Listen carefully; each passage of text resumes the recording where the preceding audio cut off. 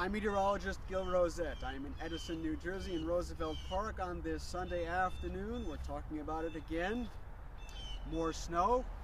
Cold temperatures still in the forecast despite the change in the calendar now in the month of March. Marching right along as far as the theme of this winter season to this point.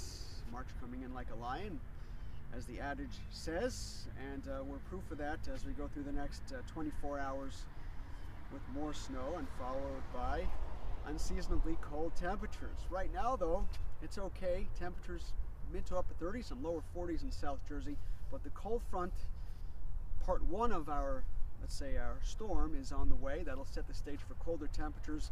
So any precipitation you might see this afternoon, any light rain or mix or sleet, general theme, the general idea is for that to change over to snow as we progress through the afternoon. Falling temperatures through the 30s will allow the changeover to occur first in North Jersey between, let's say, 4 and 6 p.m. and then in central New Jersey, New York City, and Long Island between 6 and 8 p.m. this evening, and let's say between 10 p.m. and midnight for extreme southern sections of New Jersey. I mentioned southern New Jersey because that is going to be the bullseye for the highest accumulations. A couple of things have changed over the last several days as far as the behavior of this storm.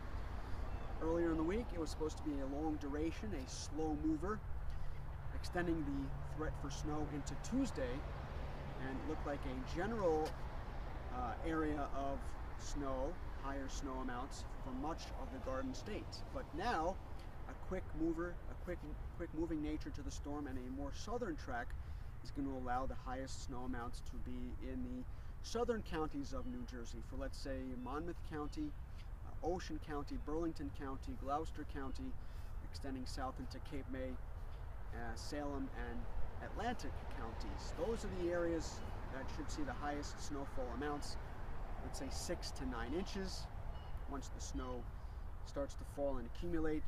Farther to the north, let's say from Mercer, Middlesex, and Monmouth County, about 3 to 6 inches. That includes the city, 5 boroughs of New York City and Long Island, probably 3 or 4, maybe a 6-inch amount there. And then farthest to the north, for Sussex and Warren counties, northern Passaic and, let's say, northern Bergen counties, about 2 to 4, maybe 5 inches tops. So a sharp cutoff of snow amounts. The farther north you go, the less you'll see. The farther south you'll go, the more you'll see. We'll have to watch the weather models. One will come in a little bit later this afternoon to see if there's any changes to this storm track and snow amounts, but I think it'll pretty much stay status quo as to what I'm seeing right now, with the higher amounts off to the south.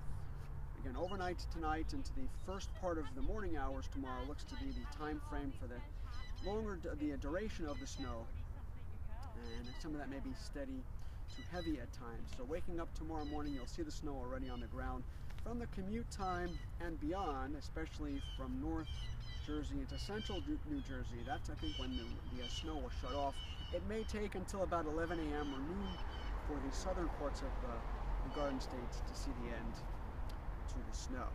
Following the snow, Arctic air, yes, Arctic air in March will move in and take shape.